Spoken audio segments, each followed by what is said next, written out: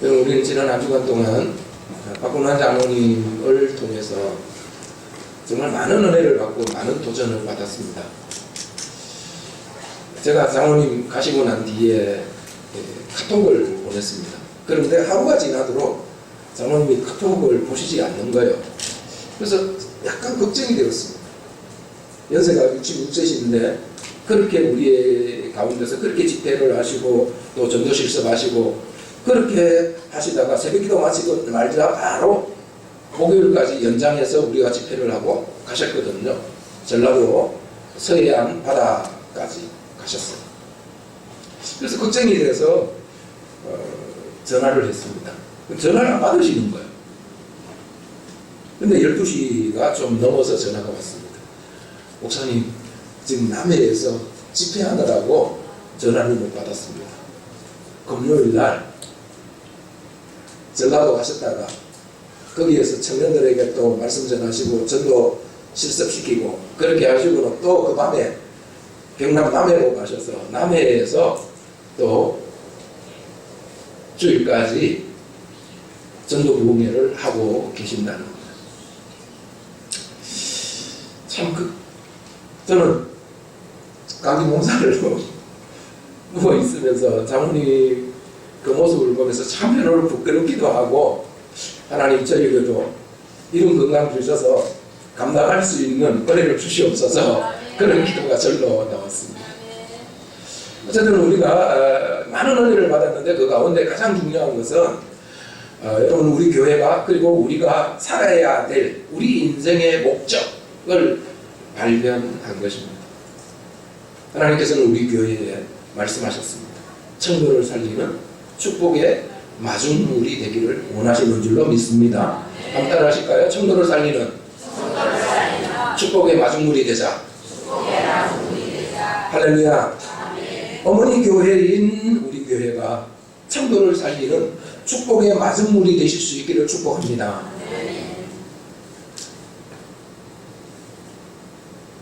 여러분 한번 보여주세요.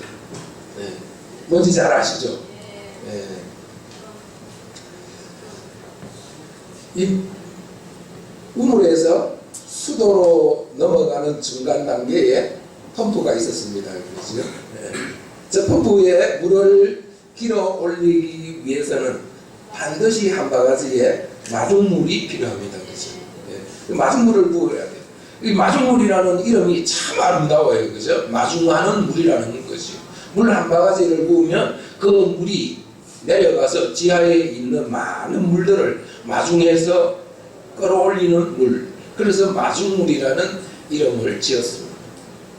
그런데 사실은 그런 원리에 의해서 펌프가 물을 길어 올리는 것이 아니고, 마중물을 넣지 않으면은 바킹 있잖아요. 그죠? 그 바킹 사이에 그래도 구멍이 있어요. 틈이 있어서 공기가 들어가요.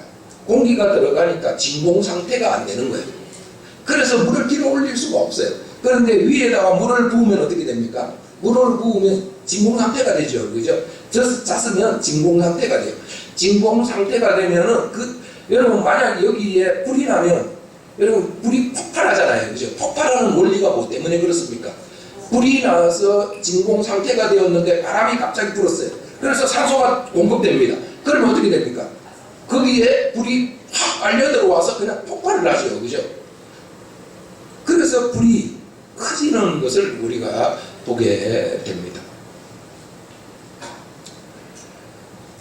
그 펌프를 진공 상태로 만드는 게 바로 마중물이에요.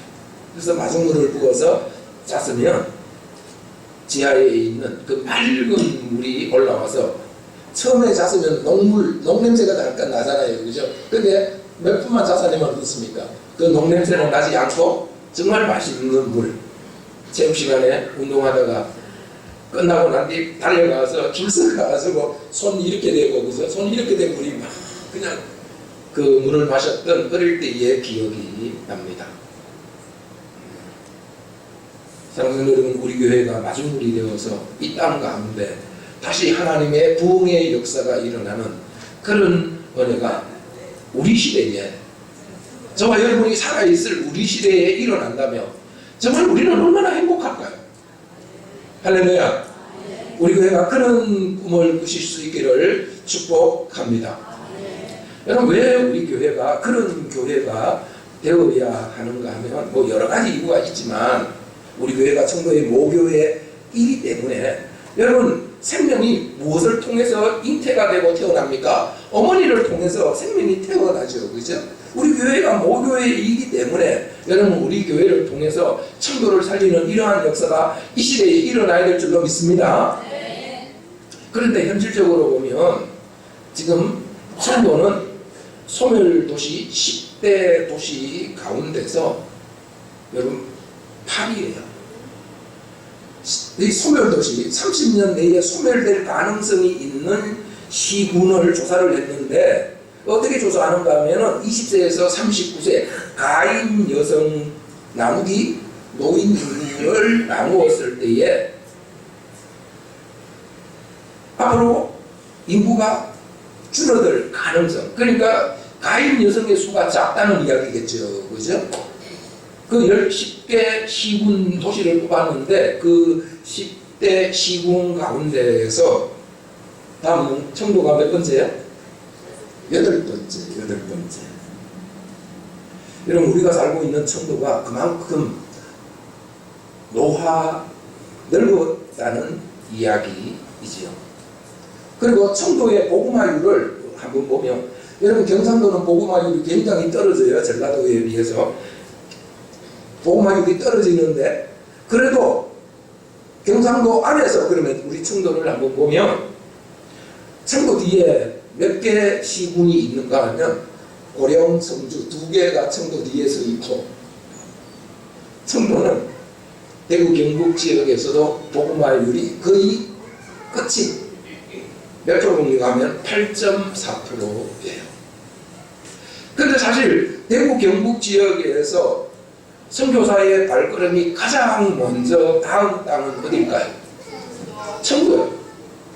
배우더 선교사님이 1893년에 대구 경북 지역을 선교 정탐하기 위해서 부산으로부터 대구로 오시면서 대구 경북 지역 가운데서 선교사님이 첫 발걸음이 닿은 땅이 바로 우리 청도입니다.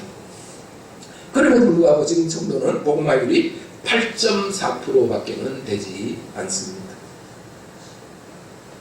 모교회인 우리 교회가 이러한 청도의 현실을 바라보면서 여러분, 거의 지금 이러한 청도의 현실을 바라보면서 가슴을 치면서 하나님 앞에 이 문제를 가지고 나와서 하나님, 이 문제를 어떻게 할까요? 하나님이 이 문제를 어떻게 해야 됩니까?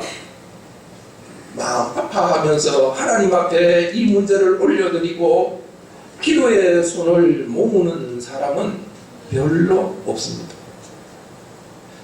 모교인 우리 교회가 특별히 120주년을 맞는 이 해에 이 청도의 이러한 문제들을 가지고 우리 모두가 하나님 앞에 나가서 하나님 아버지, 우리 청도 어떻게 할까요? 우리가 사랑하는 우리 고향 땅, 이 땅, 산 맑고 물 맑은 이 땅, 하나님이 이 땅이 생명의 땅이 되게 하여 주시옵소서. 여러분, 말로만 생명고울 청도라고 해서 청도가 생명고울이 되는 게 아니에요. 군청에서 아무리 생명고울 청도 이야기를 해도 여러분, 군청에서 그렇게 이야기한다고 해서 생명고울 청도가 되는 게 아니에요. 예수 그리스도의 복음이 이 땅에 들어갈 때에 이 땅이 정말 생명고울 청도가 되는 줄로 믿습니다. 왜냐하면 생명은 예수 그리스도 그분 안에 있기 때문에 그렇습니다.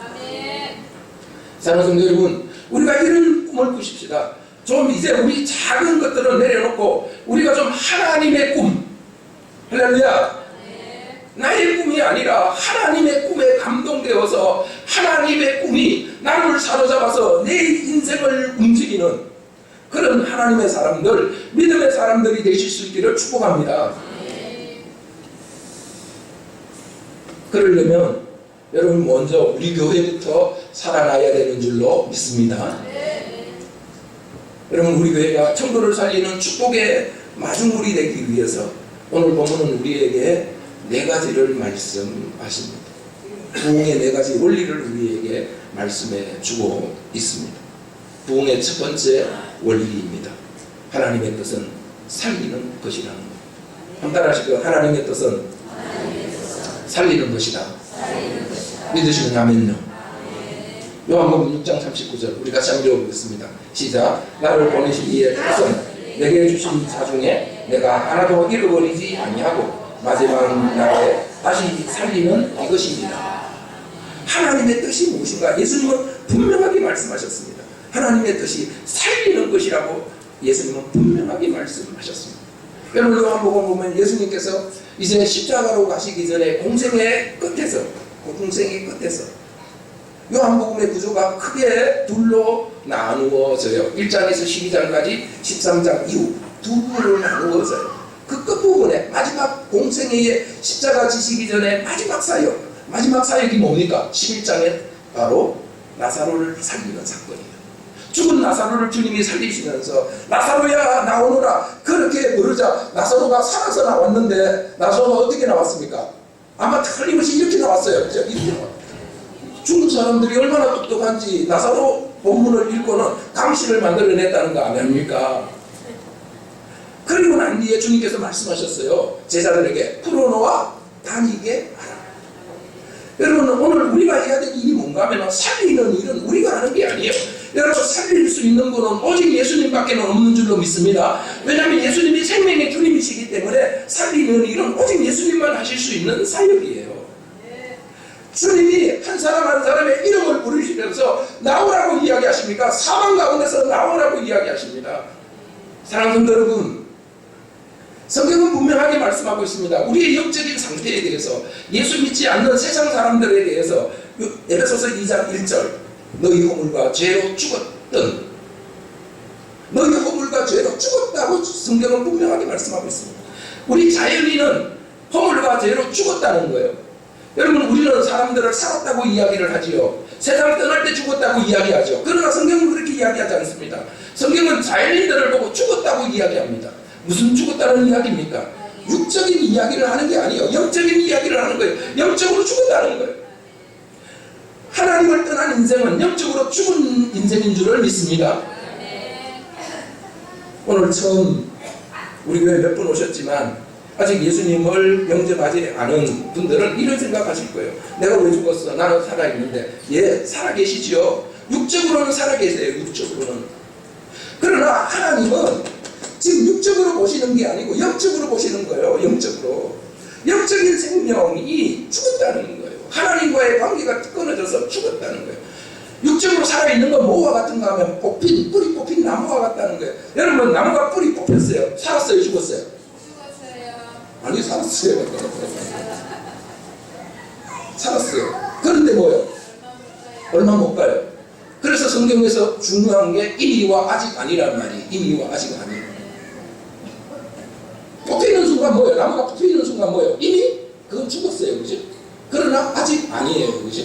그런데 그 나무가 다시 살려면 어떻게 해야 돼요? 땅에 심겨져야죠. 그죠? 땅에 심겨져. 지금 하나님께서는 영적으로 말씀하시는 거예요. 생명의 근원이신 하나님과 관계가 끊어지면 그 죽었다는 이야기예요. 여러분, 우리 말에는 생명이라는 말이 하나밖에 없어요. 그죠? 생명이라는 그 말이 목숨 아닙니까? 목으로 숨을 쉬는 게 생명 아닙니까? 그죠? 그래서 목으로 숨을 안 쉬면 뭐예요? 죽었다고 이야기를 하지요. 그러나 그것은 자연적인 거예요. 육적인 거예요. 그러나 영적인 것은, 영적으로 성경이 이야기하는 생명이라는 것은 그걸 이야기하는 게 아니에요. 생명이라는 것은 우리 인간의 생명이 아니고 피조물의 생명이 아니고 바로 하나님의 생명을 이야기하는 거예요. 여러분, 우리 지난 시간에 천국에 대한 말씀 들은 거 기억나십니까?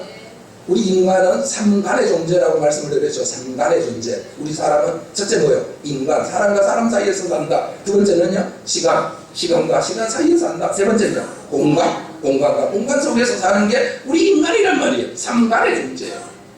삼간의 존재인데 천국을 성경은 이 삼간 가운데서 두 간으로 이야기해요. 시간 개념으로 천국을 이야기해요. 그래서 이 세상과 저 세상이라는 표현을 하지만 성경은 주로 오는 세상이라고 이야기해요. 오는 세상. 그리고 공간적으로 여기와 땅과 하늘을 이야기해요. 그죠? 그래서 하늘이 천국이고 오는 세상이 천국이에요. 그죠? 그래서 이 세상 세상과 오는 세상을 이야기할 때에 여러분 우리 육적인 생명, 이 육적인 생명은 이 세상에서의 생명이에요. 이 세상에서의 생명. 그런데 성경이 이야기하는 이 조회라는 말, 영생이라는 말, 그래서 성경은 영생이라는 말과 생명이라는 말이 똑같은 단어예요. 조회 똑같은 말이에요. 같은 의미예요. 같은 의미.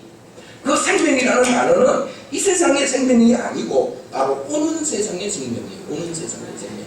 그래서 예수님이 오는 세상에서 우리에게로 오셔서 오실 때에 뭘 가지고 오신 거예요? 예수님 안에 생명을 가지고 오신 거예요. 그래서 오는 생명이기 때문에 우리가 지금 살았다고 이야기하는 이 육적인 생명은 이거는 여러분 피조물의 생명이에요. 그래서 피조물의 생명의 특징이 있어요. 생로병사예요. 여기에서 벗어나는 사람은 아무도 없어요. 그러니까 이만희가 육체로 영생한다는 건 저는 무식한 소리를 하는 거예요. 성경을 몰라도 기본도 모르는 아주 무식한 소리를 하고 있는 거예요. 믿으시면 아멘. 여러분 예수님이 영생한다는 이야기는 이 육체로 영생하는 게 아니에요. 여러분 이 육체로 영생하면 저주예요. 여러분 이렇게 감기 걸리고 이렇게 약하고 여기저기 아프고 이 몸으로 영생, 여러분 이건 저주예요. 사랑하는 여러분, 우리가 이런 피조물의 생명으로 영생을 하는 것이 아니고 오는 세상의 생명, 하나님의 생명, 실적인 생명으로 우리는 이미 영생을 얻은 줄로 믿습니다. 생명 얻은 줄로 믿습니다. 할렐루야. 예수님이 오신 목적이 뭔가 하면 바로 이런 육체적인 생명으로 이미 죽은 존재인 우리를 살리시기 위해서, 우리에게 하나님 생명 주시기 위해서 예수님은 오셨다고 말씀하고 있습니다. 하나님의 뜻은 살리는 것입니다. 사랑하는 성도 여러분, 이 세상을 보십시오. 이 세상의 문화를 보십시오. 이 세상의 문화가 어떤 문화입니까? 이 세상의 문화의 결론은 하나입니다. 죽음의 문화입니다. 세상의 문화 속에 빠지면 다 죽어요. 지금 애들이 방학이 되었는데 제가 신방을 하면서 참 가슴이 미어지는 게 뭔가 하면 9시, 10시에 찾아갔는데 11시, 12시에 찾아갔는데 애들이 거의 많은 아이들이 자고 있어요. 왜 자고 있습니까? 밤새 새벽까지 뭐 했다는 이야기예요. 게임하고 핸드폰 하다가 그때서야 자고 있는 거예요. 여러분 그렇게 가면 결론이 뭐예요? 결론이 죽음이에요. 죽음이에요. 사랑하는 여러분, 하나님께서는 우리 교회가 이런 세상을 살리기를 원하시는 줄로 믿습니다. 하나님의 뜻은 살리는 것이 하나님의 뜻이에요.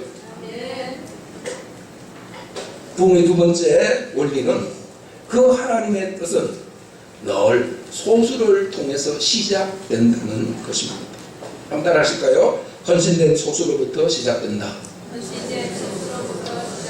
부흥은 헌신된 소수로부터 시작이 됩니다. 사도행전 19장 8절 9절 같이 읽습니다. 시작. 바울이 해당에 들어가 석 달 동안 담대히 하나님 나라에 관하여 강론하며 건면하되 어떤 사람들은 마음이 굳어 순종하지 않고 무리 앞에서 이 도를 비방하며 바울이 그들을 떠나 제자들을 따로 세우고. 바울이 석 달 동안 많은 사람들을 대상으로 해서 복음을 가르쳤어요. 그런데 바울이 전하는 그 복음에 대해서 저항하는 사람들이 많이 있었어요. 그래서 가르쳐도 효과가 없는 거예요. 그래서 바울은 전략을 바꾸었습니다. 무리 앞에서 이 도를 비방하거늘 바울이 그들을 떠나 제자들을 따로 세우고, 복음에 헌신되어 있는 사람들을 따로 세워서 그 소수로부터 시작하고 있는 것을 우리는 볼 수 있습니다. 사랑하는 여러분, 하나님의 역사는 늘 소수로부터 시작돼요. 전체를 대상으로 해서 하나님의 역사가 시작되는 것이 아니고 하나님의 역사는 늘 소수로부터 시작돼요. 소수로부터 시작되어서 그 소수에 의해서 퍼져나가도록 선한 영향력이 끼쳐져서 그 하나님의 역사가 다수에게로 퍼져나가도록 하나님의 역사는 늘 소수로부터 시작되는 것을 믿습니다. 여러분, 우리는 창세기 12장에서도 그것을 우리가 분명하게 우리가 확인할 수 있어요. 하나님께서 새로운 역사를 하나님께서 시작하시기로 작정하시고 새로운 역사를 시작하십니다. 그런데 하나님께서 새로운 역사를 시작하실 때에 많은 사람을 부르셨습니까? 한 사람 부르셨습니까? 한 사람? 누구 부르셨죠? 아브라함 부르셨어요. 아브라함 부르셨어요. 한 사람 아브라함을 부르셔서 너는 본토 친척 아비 집을 떠나라고 말씀하시고 내가 내게 보여줄 땅으로 가라고 말씀하셨어요. 그리고는 그에게 약속하십니다. 내가 너를 큰 민족 만들어 주겠다. 내가 너를 창성하게, 너희 이름을 창성하게 하겠다. 내가 너에게 큰 복을 주겠다. 그렇게 약속하셨어요. 약속하시고 난 뒤에 너를 축복하는 자를 내가 복을 주고 내가 너를 저주하는 자를 내가 저주하겠다. 그리고 난 뒤에 너로 말미암아 천하 만민이 복을 얻으리라. 아멘. 너로 말미암아 소수로부터 늘 다수에게로 하나님의 역사가 진행되는 것을 우리는 보게 됩니다. 사랑하는 여러분, 청도에 있는 모든 교회를 하나님께서 다 회복시켜 주시고 하나님께서 청도에 있는 모든 사람 다 예수 믿게 만드시고 이러면 얼마나 좋겠어요, 그죠? 그런데 그게 하나님의 원리가 아니라는 거예요. 하나님의 원리는 늘 소수로부터 시작됩니다. 헌신된 소수, 헌신된 제자들, 하나님을 사랑하는 사람들, 그 사람들을 살리셔서 그 사람들로부터 다수에게로 하나님의 역사가 진행되게 하는 것이 하나님의 방법인 줄로 믿습니다. 그래서 우리가 먼저 살아나야 돼요. 그래서 우리 교회가 먼저 살아나야 돼요. 그래서 내가 먼저 살아나야 돼요. 우리 교회가 먼저 살아나야 되는 줄로 믿습니다. 누가 먼저 살아나야 돼요? 내가 먼저 살아나야 되는 줄로 믿습니다. 내가 영적으로 먼저 살아나야 돼요. 우리 교회가 영적으로 먼저 살아나야 돼요. 목요일 우리 교회가 먼저 영적으로 회복되고 우리 교회 가운데 부흥이 있어야 되는 줄로 믿습니다. 여러분, 부흥이라는 말 다시 한번 말씀드립니다. 부흥은 숫자가 많아지는 게 아니에요. 리바이벌이에요. 바이벌이라는 말이 생명이라는 말이에요. 생명. 바이벌이라는 말이에요. 살아나는 거예요. 다시 살아나는 거예요. 다시 살아나는 거예요. 다시 살아나는 역사를 하나님께서 시작하실 때 늘 소수로부터 하나님께서 살리셔서 그 소수를 통해서 그 하나님의 영향력이 퍼져나가도록 하는 것이 하나님의 방법인 줄로 믿습니다. 부흥의 세 번째 원리입니다. 말씀이 부흥의 씨앗이라는 것입니다. 따라하실까? 말씀이 부흥의 씨앗이다. 말씀이 부흥의 씨앗이다. 19장 9절 10절 말씀 같이 읽어봅니다. 시작. 도란노 소문에서 날마다 강론하리라. 2해 동안 이같이 하니. 도란노 소문에 소수의 제자들을 모아서 바울이 한 일이 무엇입니까? 다른 일 하지 않았어요. 날마다 2년 동안 말씀을 가르쳤어요. 말씀을 가르쳤을 때 날마다 2년 동안 말씀을 가르치니까 그 결과로 에베소에 부흥이 일어났어요. 왜 그렇습니까? 왜 말씀을 2년 동안 날마다 가르쳤을 때에 이 에베소 교회에 부흥이 일어났습니까? 요한복음 6장 63절 말씀 같이 읽어봅니다. 시작. 살리는 것은 영이니 육은 무익하니라. 내가 너희에게 이런 말이 영이요 생명이니라. 할렐루야. 예수님께서 말씀하신 그 말씀이 바로 생명이라고 말씀하고 있습니다. 그 말씀이 바로 영이고 생명이라고 말씀하고 있습니다. 여러분, 예수님 자신이 생명이시죠? 예수님은 말씀하셨습니다. 내가 곧 길이요 진리요 생명입니다. 여러분, 사실은 예수님이 그렇게 말씀하지 않으셨어요. 진짜 정확하게 이야기하면 내가 곧 그 길이요 그 진리요 그 생명이다. 여러분, 그냥 생명과 그 생명은 달라요. 그죠? 그냥 생명이 여러 개가 있는 게 여러 개 가운데서 하나예요. 그죠? 그런데 그 길이라는 건요, 절대적 생명이라는 거예요. 절대적 생명. 여러분, 오직 생명은 예수 그리스도 안에만 있는 줄을 믿습니다. 생명의 주님께서 말씀하셨어요. 그분의 입에서 나오는 말씀이 생명이라는 거예요. 그분의 입에서 나오는 말씀, 그 말씀이 바로 영이고 생명이라는 거예요. 그래서 요한복음에는 다른 복음서와는 다르게 예수님이 십자가에 달리셨을 때에 예수님의 몸에서 피만 그런 것이 아니고 물까지 다 쏟아졌다, 그렇게 말씀하고 있어요.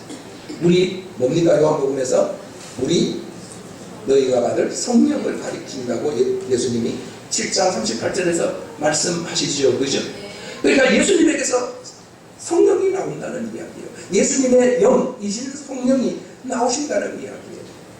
사랑하는 여러분, 하나님의 말씀을 들을 때에 그 말씀 속에 성령이 역사하셔서 그 말씀을 정말 마음을 다하고 뜻을 다하고 성품을 다하여 듣는, 전심을 다해서 말씀을 듣는 하나님의 말씀이 아니면은 내가 죽습니다. 하나님 내게 말씀 주시옵소서. 하나님의 말씀이 아니고는 내가 살 수가 없습니다. 그런 성도들이 모여서 하나님 앞에 예배할 때에 하나님께서 주시는 말씀, 그 주님의 말씀, 그 말씀 듣는 그 시간에 주의 성령이 역사해서 그 말씀을 통해서 우리의 영을 살리고 우리의 신앙을 살리고 우리를 회복시켜 주시는 하나님의 놀라운 역사가 일어나는 줄로 믿습니다. 여러분 다른 걸로는 안 돼요. 구호 외치고 뭐 살자 그렇게 해서 사는 게 아니에요.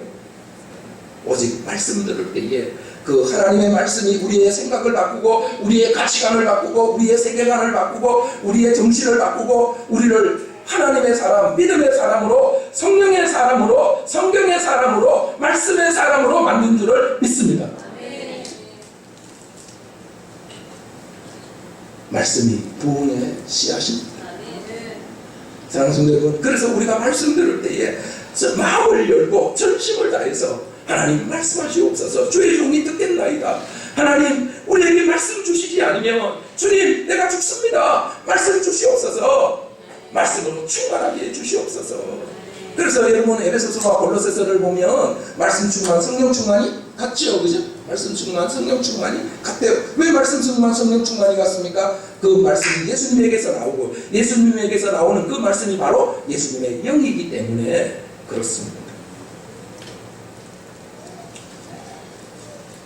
부흥의 네 번째 원리는 생명이 생명을 낳는다는 것입니다. 한번 하실까요? 생명이 생명을 낳는다. 할렐루야. 사도행전 19장 10절 말씀 같이 한번 읽어보겠습니다. 시작. 2해 동안 이같이 하니 아시아에 사는 자는 유대인이나 헬라인이나 다 주의 말씀을 듣더라. 2년 동안 사도 바울이 두란노 성원에서 하나님의 말씀을 가르쳤어요. 하나님의 말씀을 날마다 강론했어요. 그러자 에베소 교인들이 살아났어요. 영적으로 살아났어요. 살아나자 그들이 가만히 있을 수가 없어서 막 주변에 다니면서 멀리까지 막 주변에 다니면서 막 복음을 전했어요. 막 복음을 전하고 막 복음을 전하면서 막 살리는 역사를 그들이 일으켰어요. 사랑하는 여러분, 생명이 생명을 낳는 겁니다. 죽어있는 자는 절대로 생명을 낳지 못합니다. 생명이 생명을 낳는 거예요. 여러분 우리는 이번에 박공란 장로님을 통해서 분명하게 확인했습니다. 저는 장로님을 보면서 참 한국교회에 너무 귀한 분이다 그런 생각을 했어요. 왜냐하면 그분은 신앙생활을 머리로 하는 것이 아니고 자기의 삶으로 체질화되어 있어요. 신앙이 자기의 삶으로 체질화되어 있더라고요.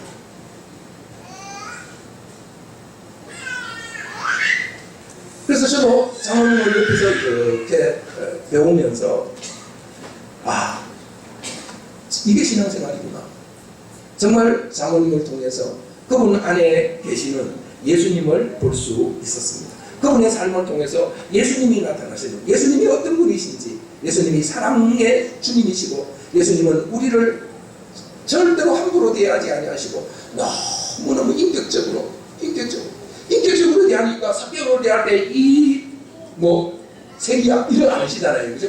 사개오야 내려오너라. 내가 오늘 너희 집에 자고 가야 되겠다. 인격적으로 철저하게 대하시잖아요. 그죠? 그분 안에 생명이 있으니까 그분이 오셔서 4일 동안 우리 교회에서 집회를 하고 나니까 오늘 또 여러분들이 우리 교회를 이렇게 오셨잖아. 할렐루야. 생명이 생명을 낳는 거예요.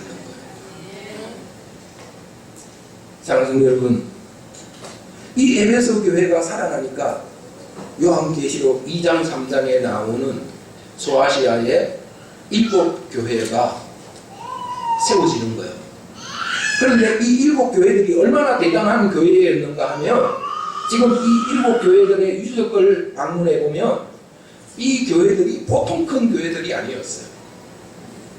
에베소 교회가 살아나니까 에베소 교회 옆에 있는 가까이에 있는 옆에 있는 나머지 6개의 교회들이 살아나서 이 초대교회의 이 중심교회들이 되어 있는 이러한 모습을 보게 됩니다.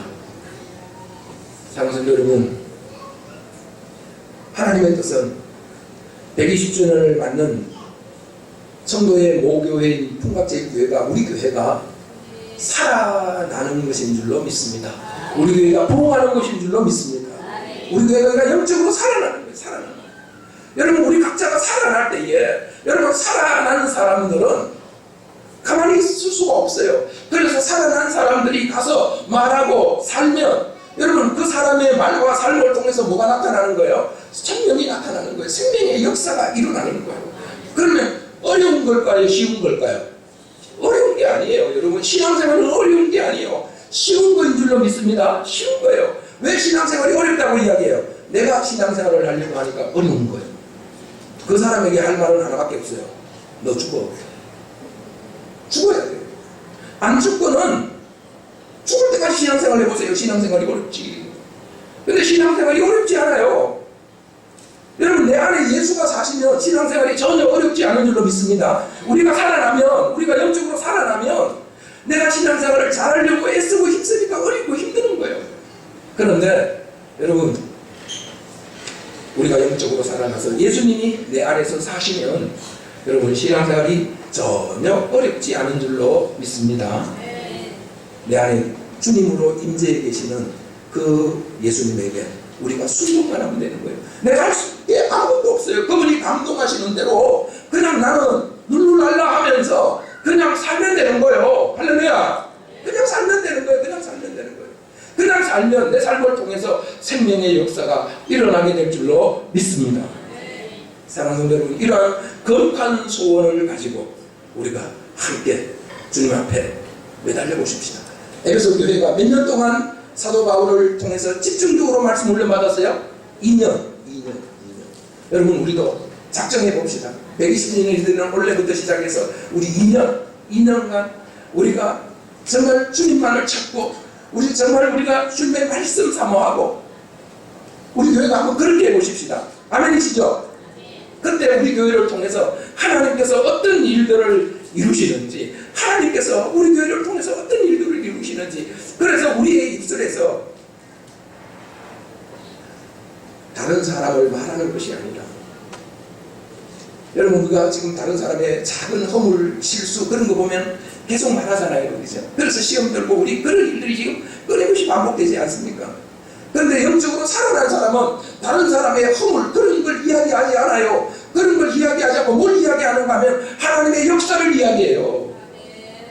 하나님의 생명의 역사를 이야기해요. 생명의 역사를 이야기하고 다른 사람의 허물을 봤을 때는 그 사람이 너무 안타까운 거예요. 그 사람이 너무 안타까워서 그 사람을 품고서 하나님 앞에 기도해요. 하나님, 저 사람 살아나게 해주세요. 저 사람 영적으로 회복되게 해주세요. 할렐루야. 여러분, 우리 교회가 이런 교회가 될 때 하나님께서 우리 교회를 성도를 살리는 축복의 마중물로 사용해 주실 줄로 믿습니다. 우리가 이런 거룩한 꿈을 꾸고 우리가 믿음으로 하나님 앞에 나아가는 은혜가 있으시기를 축복합니다. 기도하겠습니다.